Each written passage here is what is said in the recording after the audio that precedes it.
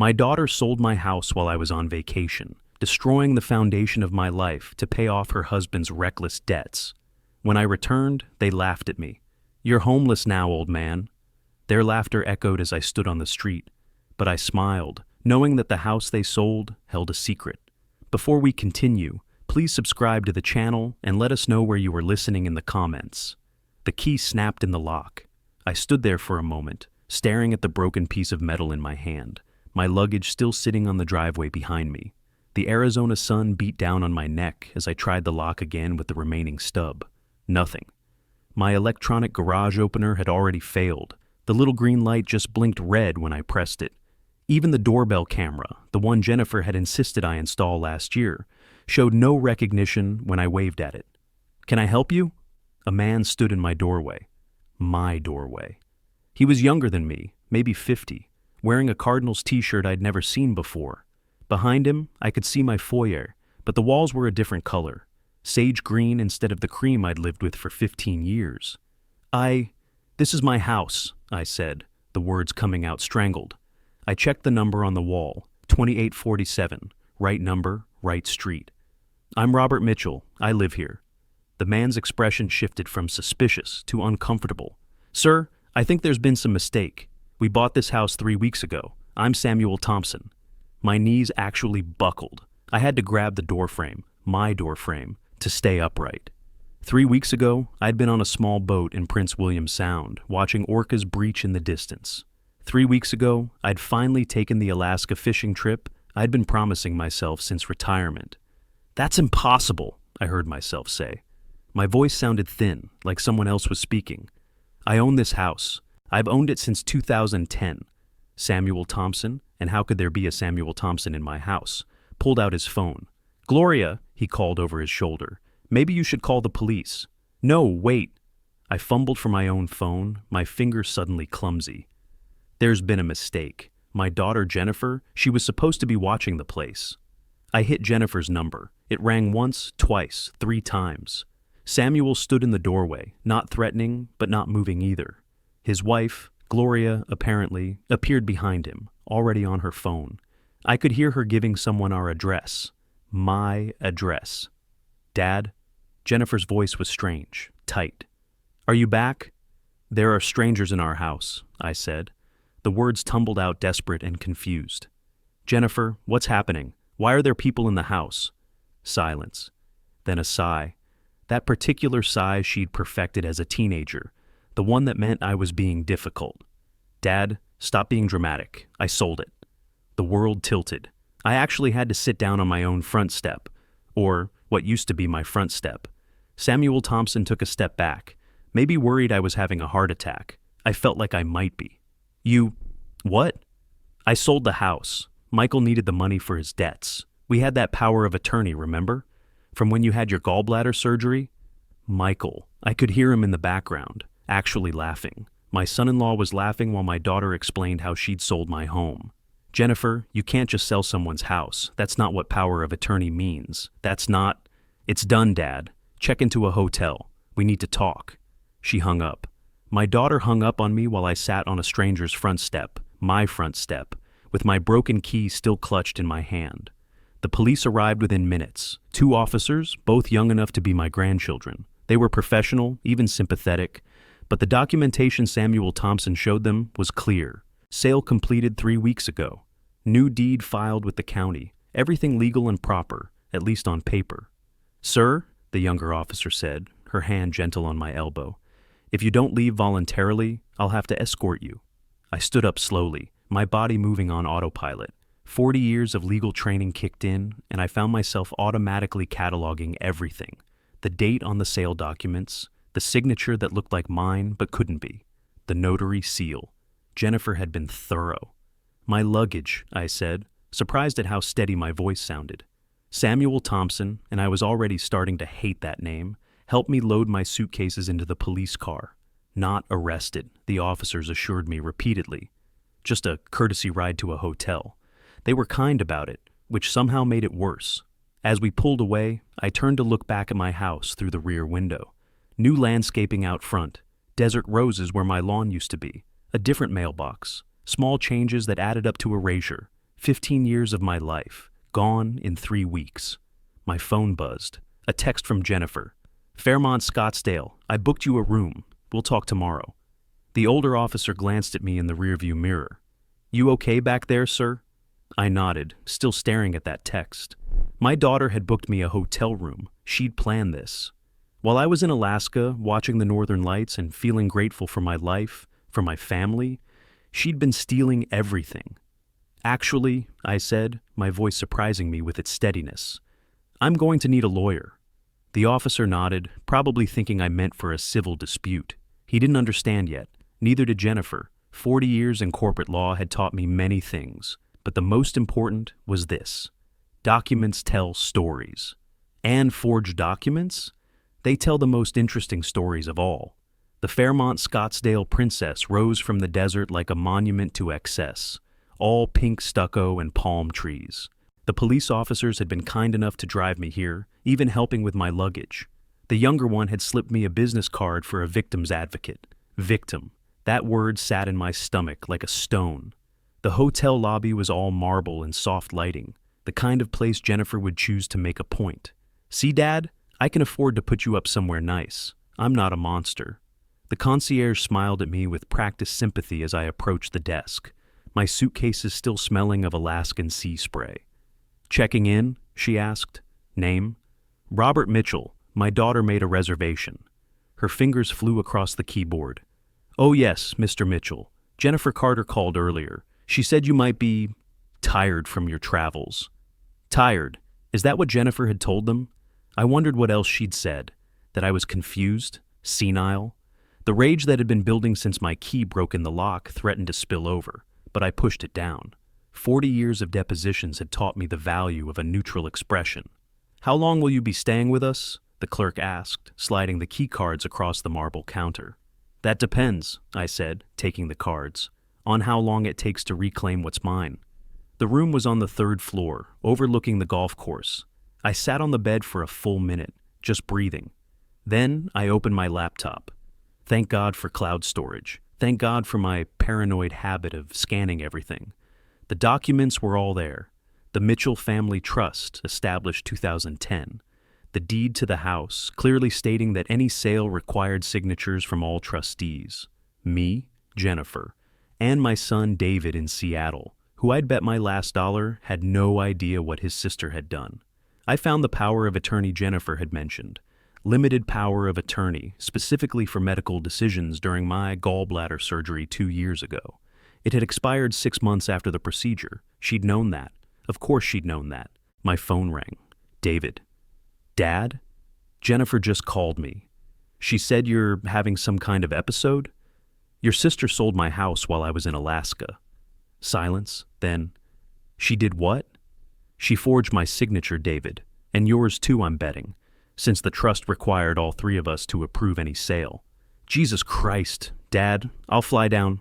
No, not yet. I need to handle this correctly. I pulled up another document, the sale paperwork Samuel Thompson had shown me. Someone had emailed it to the police, who'd forwarded it to me. Professional courtesy. David, did you sign anything about the house recently? Nothing? Dad, you know I wouldn't. I know. I studied the signatures. Mine was close, but the R was wrong. I'd spent a career looking at documents, and forgeries always had tells. I need you to send me a notarized statement that you never signed any sale documents. Can you do that today? Already walking to my car. Dad, why would she do this? I thought about Michael's laughter in the background of that phone call. Gambling debts, probably. Your brother-in-law always did think he was smarter than the house. After David hung up, I sat in that expensive hotel room, still in yesterday's travel clothes, and made a decision. I could call the police now, report the forgery. But that would be simple theft, maybe some jail time. No, Jennifer had stolen more than a house. She'd stolen my trust, my security, my faith in family.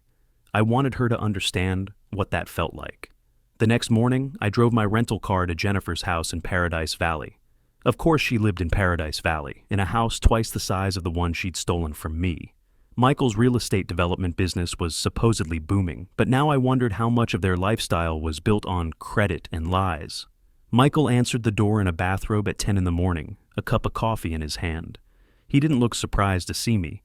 "Robert," he said, not even pretending to call me Dad anymore. "Jen's in the kitchen?" The house smelled like new money, candles that cost more than most people's groceries, fresh flowers in every room.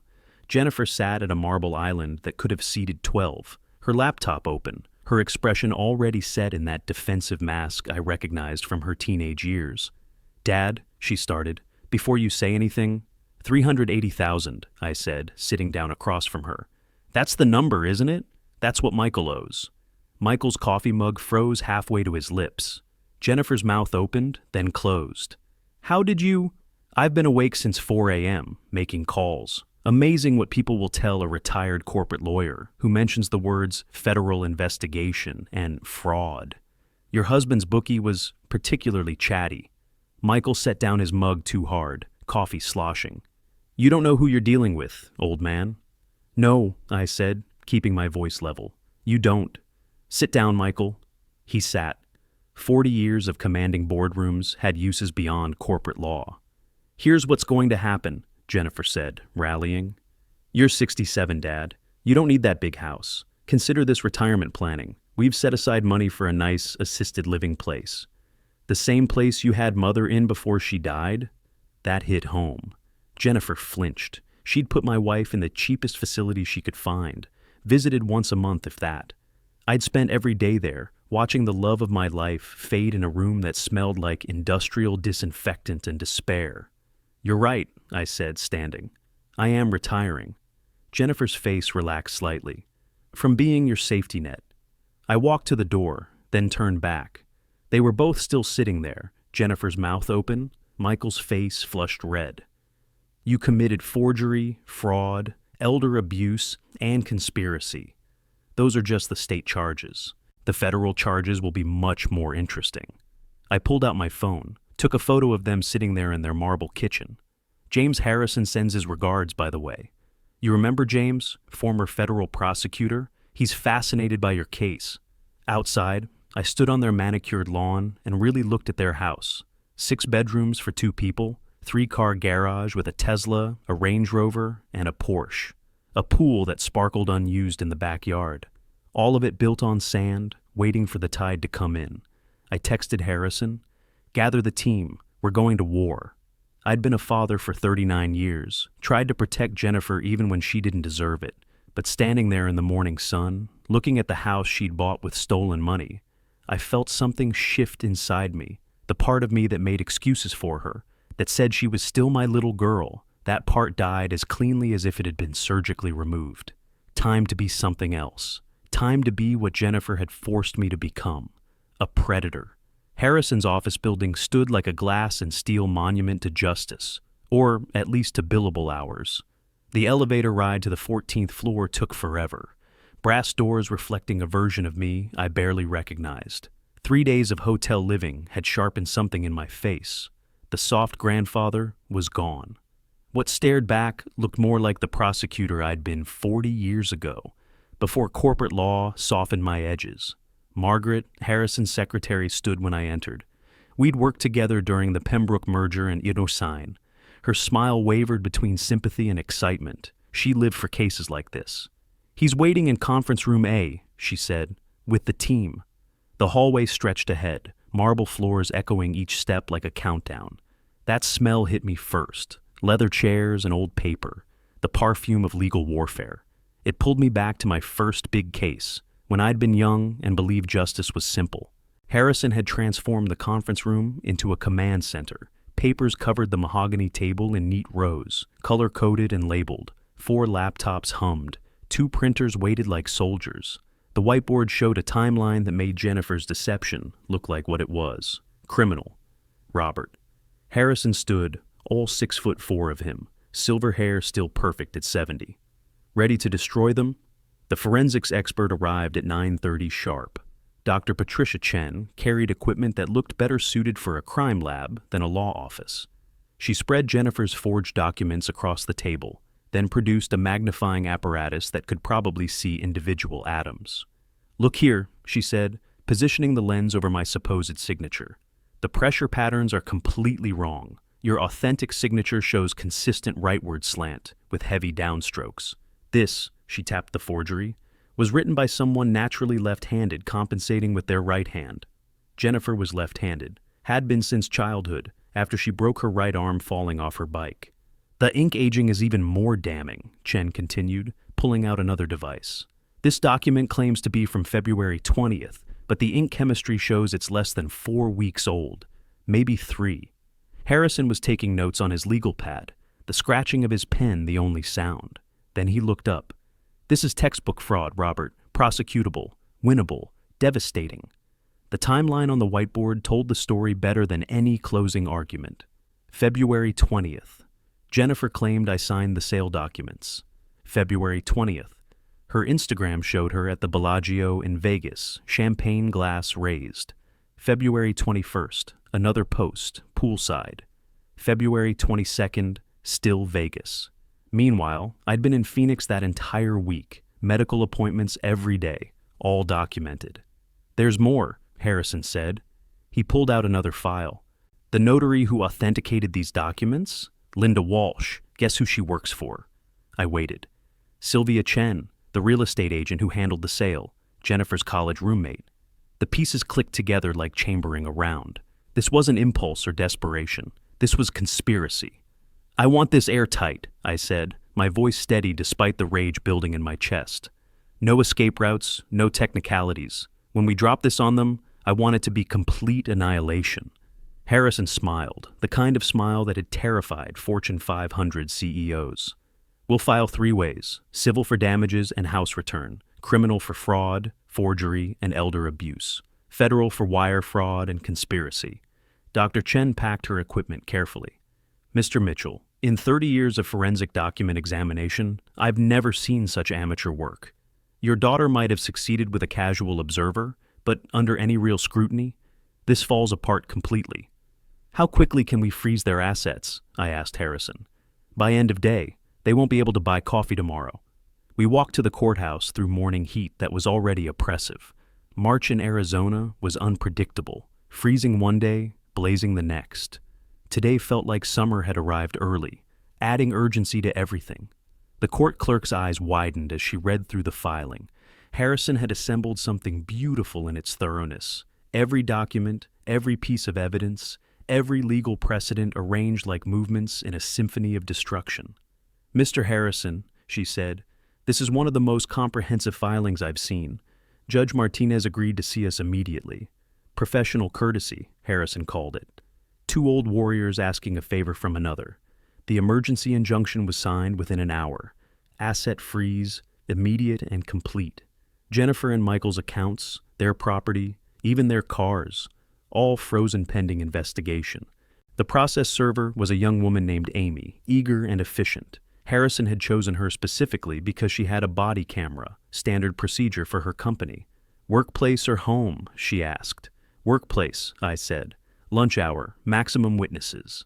We followed in Harrison's Mercedes, parking across from Jennifer's office building, Phoenix Financial Advisory, where she'd worked for 15 years, where her colleagues thought she was a devoted daughter caring for her aging father. Amy entered at 12:17. Through the floor-to-ceiling windows, we could see the reception area, then Amy being directed deeper into the building. Then, nothing for 5 minutes. 6, 7. At 12:25, we saw it. Jennifer in a glass-walled conference room, client presentation in full swing. Amy entering, the envelope extended. Jennifer's face changing from annoyance to confusion to shock. Her clients, 3 men in expensive suits, watching her world crack. My phone rang. Jennifer's panicked breathing filled my ear before she spoke. Dad, what have you done? My credit cards aren't working. The bank says my accounts are frozen. Michael's voice roared in the background, cursing and breaking things. I heard glass shatter. Jennifer's breathing got more ragged. You committed fraud, Jennifer. You stole my house. What did you expect? Dad, you don't understand. Michael knows people, dangerous people. If we can't pay them, that sounds like a you problem. I hung up and immediately called Vincent Morales, a private investigator I'd used during my corporate days. He answered on the first ring. Roberto, thought you'd retired. So did I. I need everything on Michael Carter. Focus on his gambling debts and who he owes. On it. 3 days later, March 26th, I learned what desperation looked like. The hotel parking garage was supposed to be secure, but Michael had found a way in. 3 in the morning, according to my phone, when his pounding woke me.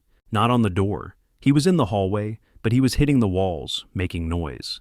I triggered my recording app before opening the door. Michael looked like he'd aged 5 years in 3 days. Bloodshot eyes, 3-day stubble, clothes that had been slept in. The smell of whiskey hit me from 6 feet away. "You're killing us, old man," he slurred, pushing past me into the room. "Michael, you're drunk. Leave before I call security." "Security?" He laughed, ugly and harsh. "You think security matters? You know who Tony Torino is?" I didn't, but I kept recording. "Tony Torino collects debts, Robert, and he collects in blood when the money's not there. $380,000 due last month. But you knew that, didn't you?" "I know you stole my house to pay your gambling debts." Michael stepped closer. His breath was toxic. "Accidents happen, Robert, especially to old men. Weak hearts, bad falls. Disappeared completely sometimes. Even in nice hotels." "Is that a threat, Michael?" "It's a promise. Drop the charges, unfreeze the accounts, or you'll wish Jennifer had put you in the same trash home as your wife." The rage that hit me was volcanic, but I stayed still. The recording was everything. "Get out!" He left, but not before kicking over a lamp. Hotel security arrived minutes later. I'd texted them the moment he'd started pounding walls. They reviewed their cameras, took statements, called the police. Michael was gone, but everything was documented. Morales met me the next day at a scenic overlook in the McDowell Mountains. He handed me a folder, thick with photos and documents. "Your son-in-law is in deep," he said. "Tony the Hammer Torino is old-school Vegas mob. Officially, he runs a construction company. Unofficially, he's the most dangerous debt collector in 3 states. The photos showed Michael meeting with a man who looked like violence incarnate. Torino was huge, scarred, with dead eyes that had seen everything and felt nothing. "There's more," Morales continued. "Michael owes 3 casinos besides the Bellagio, private games with businessmen who don't take IOUs.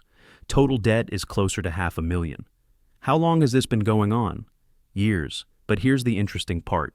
Jennifer's been signing loan documents too, except..." He pulled out another photo. "I talked to 3 witnesses who say she's never been to these games, never met these people. Michael's been forging her signature too." The irony was almost beautiful, the forger being forged. April 5th brought unexpected allies. Samuel Thompson called, his voice tight with controlled anger. "Mr. Mitchell, we need to talk. Our title insurance company is investigating, but they're dragging their feet. My wife is devastated. We saved 20 years for this house.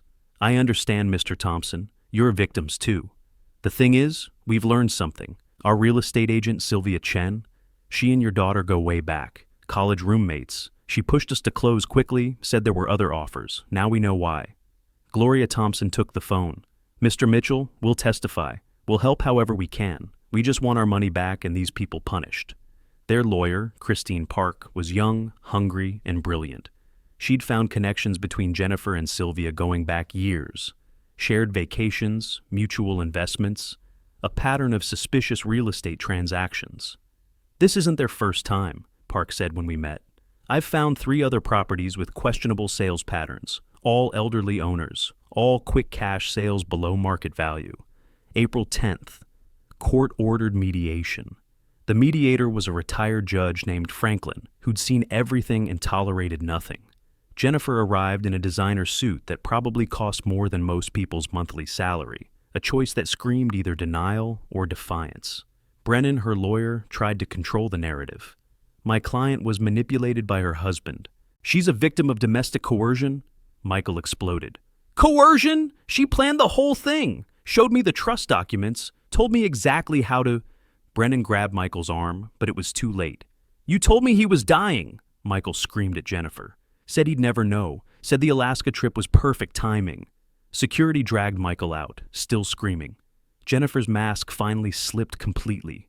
She looked at me with eyes I'd never seen before, cold, calculating, empty. "You were supposed to die on that trip," she said quietly. "The boat captain was paid to have an accident, but you chose a different tour company last minute." The room went silent. Even Franklin looked shocked. Brennan was frantically trying to stop his client from talking, but Jennifer kept going. You always were lucky, Dad. My phone buzzed. Text from Harrison. Jennifer just withdrew $50,000 cash from an account we missed. Second text from Morales. Michael just met with Torino again. Torino didn't look happy. The pieces clicked. They weren't going to fight anymore. They were going to run. My phone rang. Unknown number, Nevada area code. The courthouse metal detector beeped at my knee replacement, same as it had for 15 years. Officer Martinez waved me through with a nod. We'd known each other since the early 2000s, back when I tried cases here weekly. Jennifer arrived 10 minutes later with a new attorney, Sandra Chen, whose reputation preceded her like a bad smell. Chen defended the kind of people who thought laws were suggestions and ethics were for the poor. Mr. Mitchell, Chen said in the hallway, her voice sharp enough to cut glass. Elder abuse accusations are serious. They can backfire. Behind her, Jennifer clutched her designer bag with trembling hands, avoiding my eyes. She'd lost weight, stress eating away at her from inside. Good. Harrison appeared at my elbow. She hired the dirtiest fighter in Phoenix, he whispered. Chen doesn't just bend rules, she breaks them. Prosecutor Dennis Murphy arrived next, his Irish face flushed with anticipation. He nodded to me, then to Harrison. We'd all worked this courthouse in better days. Now we were here for uglier business. Judge Walter Stone entered at 9 sharp. The Vietnam veteran pin on his lapel caught the light. He wore it every day, had since 1975. Stone had no patience for thieves, less for those who stole from family. Jennifer's hands started shaking harder. Harrison presented the evidence methodically. Original trust documents, bank statements. The forensic analysis appeared on the courtroom screen, Dr. Chen testifying via secure video link. Every forged signature magnified, every fraudulent date highlighted. Stone leaned forward, studying the documents himself, his reading glasses sliding down his nose. Ms. Carter, Stone's voice could have frozen the desert. Your passport, please, Chen objected. Overruled, Chen objected again. Stone's glare could have melted steel. Your client is a flight risk counselor. The passport stays with the court. Jennifer's face crumpled. During recess, I headed for the bathroom. She followed, checking the hallway for witnesses before cornering me by the sinks. The fluorescent lights made her look skeletal, makeup running, desperation leaking through her perfect facade. I have $200,000 in cash, she hissed. Untraceable. Take it and tell them you were confused. My phone recorded from my shirt pocket. You stole my retirement and call it love? Her face twisted into something I didn't recognize. You were supposed to love me unconditionally. Unconditional love doesn't mean unconditional theft, Jennifer.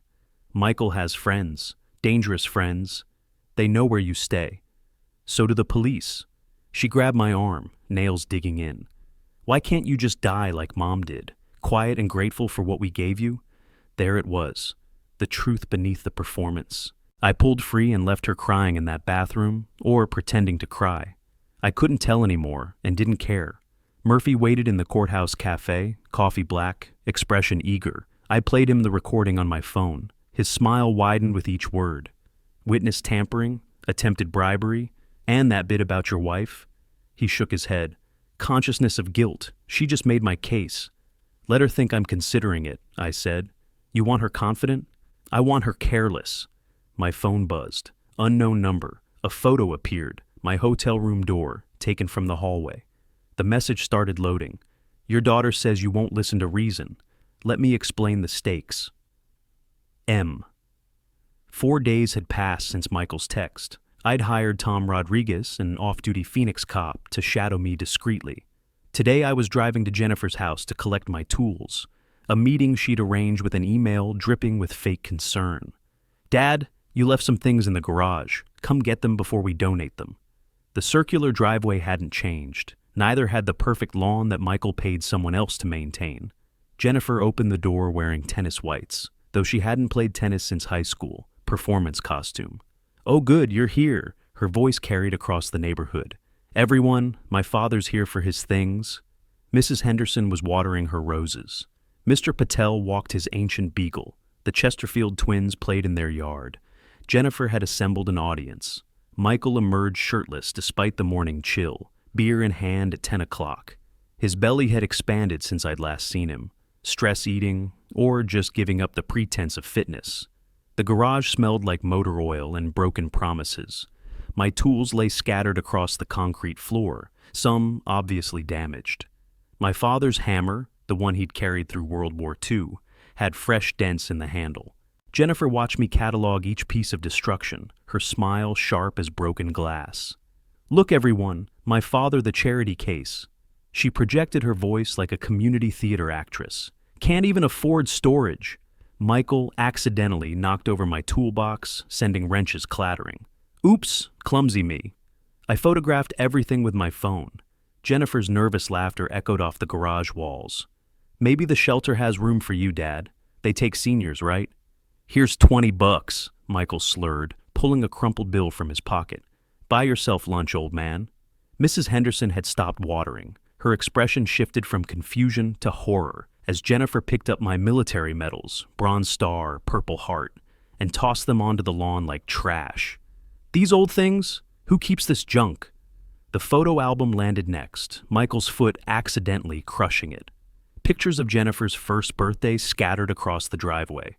Her mother's smile, frozen in time, lay beneath his heel. "This is shameful," Mrs. Henderson said, approaching. "Mind your own business, Helen." Jennifer's mask slipped for a second, raw, ugly showing through. I helped Mrs. Henderson with her groceries while Jennifer and Michael exchanged worried glances. Every neighbor was recording on their phones. The Chesterfield twins' mother had come outside, mouth open in shock. "What's funny about being homeless, Dad?" Jennifer's voice cracked slightly. I kept smiling, loading my damaged possessions into the rental car. Each destroyed tool was evidence. Each cruel word was testimony. They'd invited witnesses to their performance, not realizing they were casting jury members. "Thank you for witnessing this, Helen," I said quietly. "Robert, I'm so sorry about this." "What's that supposed to mean?" Michael stumbled forward, beer sloshing. I drove away with my father's broken hammer on the passenger seat. My phone rang immediately, Harrison's emergency tone. "Robert, you need to know something about the house." Jennifer's text arrived simultaneously. "Why were you smiling?" I pulled over, seeing both messages. Harrison's voice continued through the speakers. "It's not what we thought. The trust actually..." Money leaves footprints, and Michael had been tap dancing in wet cement for years. Vincent Morales' text arrived at 7 a.m. on May 20th, pulling me from the first decent sleep I'd had in weeks. The attached photo showed Michael at a warehouse in South Phoenix, flanked by Tony Torino and a mountain of muscle everyone called Big Eddie. Michael's body language screamed prey, shoulders hunched, hands shaking as he signed something. Time to accelerate everything.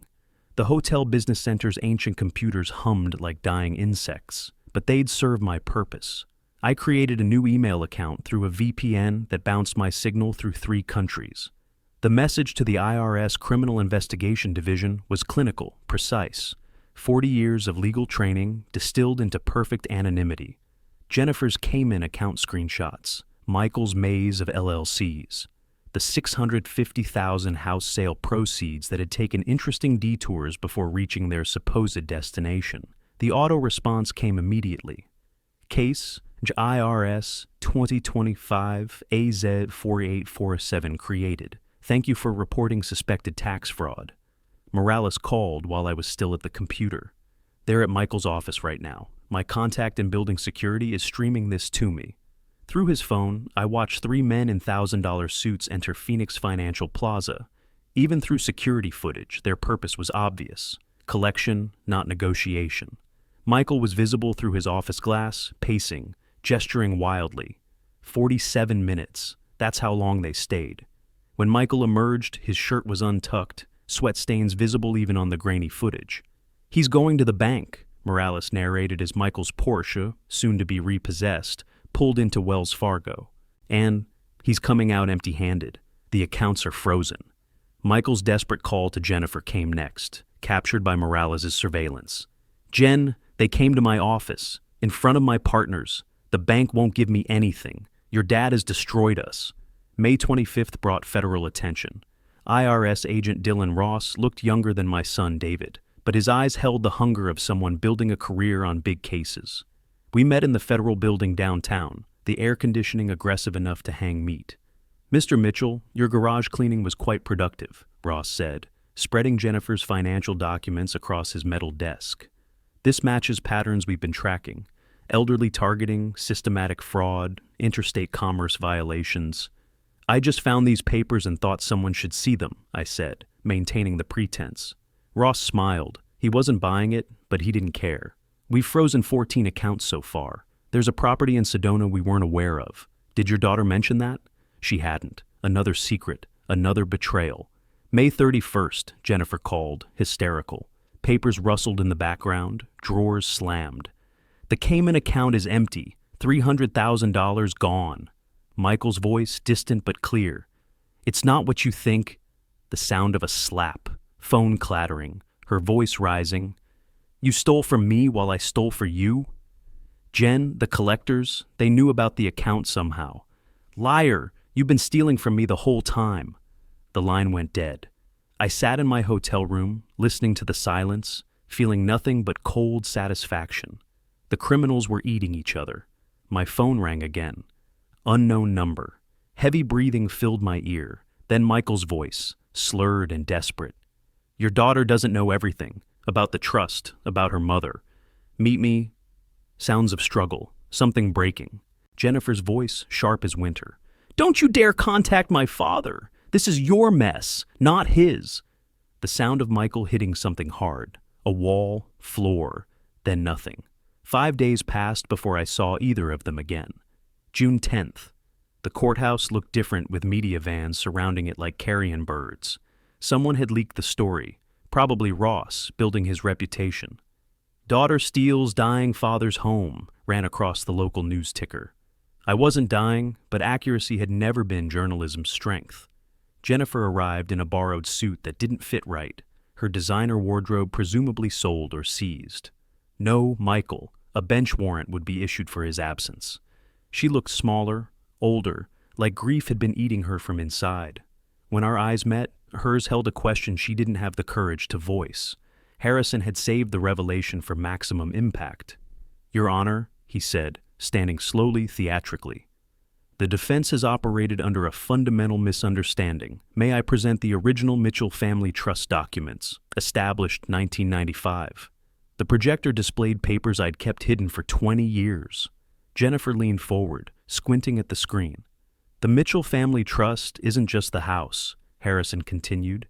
It encompasses 14 properties, various investment accounts, bonds, and commercial real estate holdings. Current valuation, approximately $3.2 million. Jennifer's face transformed. Disbelief, rage, then something like death. Her lawyer whispered frantically in her ear, but she wasn't listening. Judge Stone's voice could have frozen the desert. Ms. Carter, you attempted to steal a single asset from a trust worth millions? I didn't. He never... Jennifer's voice cracked. I finally stood, surprising everyone, including Harrison. Your Honor, may I address my daughter? Stone nodded. The trust was your inheritance protection, Jennifer.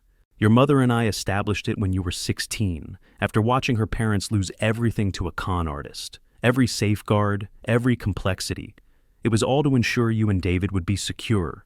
If you'd waited 15 months until your 40th birthday, you could have accessed your share freely. If you'd asked, I would have helped with Michael's debts. Instead, but you never told me, because your mother made me promise. She knew you'd married Michael for the wrong reasons, saw his nature before anyone else. She said if you knew about the money, he'd find a way to take it. She was right. Prosecutor Murphy stood. The state charges Jennifer Carter with elder abuse, forgery, fraud, conspiracy to commit fraud, and attempted murder for hire. That last charge was new. Ross had been busy. Your Honor, Jennifer's lawyer pleaded, my client needs time to arrange. Denied. Given the attempted flight with $50,000 in cash and the expired passport found in her possession, Ms. Carter is remanded immediately. The bailiff approached with handcuffs. In that moment, Jennifer looked exactly like the 5-year-old who'd stolen cookies and blamed the dog, caught, cornered, unable to comprehend consequences. But I'm your daughter, she said as the metal clicked around her wrists. That's why this hurts, I replied. They led her past the cameras, past the microphones, past the life she'd built on lies. Her designer heels, the last pair she owned, clicked against marble like a countdown to the end. In the parking garage, exhaustion hit like a physical weight. 3 months of war had ended, not with victory, but with necessary justice. My phone buzzed twice. Harrison. Michael found, in custody. He's talking, trading information for reduced charges. The second message was from an unknown number. A photo loaded slowly. My old house, afternoon sun painting it gold. The Thompsons stood on the porch, waving, smiling like people who'd won the lottery. The caption began, "Mr. Mitchell, we'd like to discuss. Insurance companies don't forgive. They systematically destroy those who cost them money." Harrison's conference room felt different on June 15th. Instead of war planning, we were discussing resolution. 3 representatives from Fidelity Title Insurance sat across from the Thompsons and their lawyer, Christine Park. Margaret Chen, the lead adjuster, had the efficiency of someone who'd processed tragedy into spreadsheets for 20 years. "This is the clearest fraud case we've handled," Chen said, sliding documents across the mahogany table. "Full compensation plus damages. $725,000. Samuel Thompson's hand trembled as he reached for the papers. Gloria wiped her eyes with a tissue that had seen better moments. They weren't crying over money. They were crying over vindication, over the months of uncertainty ending. "We just wanted our retirement home," Gloria whispered. Chen's expression softened marginally. "You'll have it. We'll recover our costs from the perpetrators through subrogation. Ms. Carter and Mr. Carter will be paying us back for decades." Samuel shook my hand with both of his, grip firm despite his age. "Thank you, Mr. Mitchell, for fighting, for not letting them win." 5 days later, I sat in federal court watching Michael face his reckoning. Orange jumpsuit hanging on his diminished frame, wrist shackles clicking against the defendant's table. The IRS Criminal Investigation Division had been thorough. 18 months they'd requested, 18 months they'd get. Agent Ross testified with the dispassion of someone reciting grocery lists. Unreported gambling winnings from his lucky streak 3 years ago, before the losses mounted. Structured deposits designed to avoid bank reporting requirements. Money laundered through 14 shell companies with names like Desert Holdings LLC and Sunshine Ventures Corp. "Mr. Carter," the federal judge intoned, her voice cutting through Michael's visible trembling. "Tax evasion undermines society's foundation. 18 months in federal custody, followed by 3 years supervised release."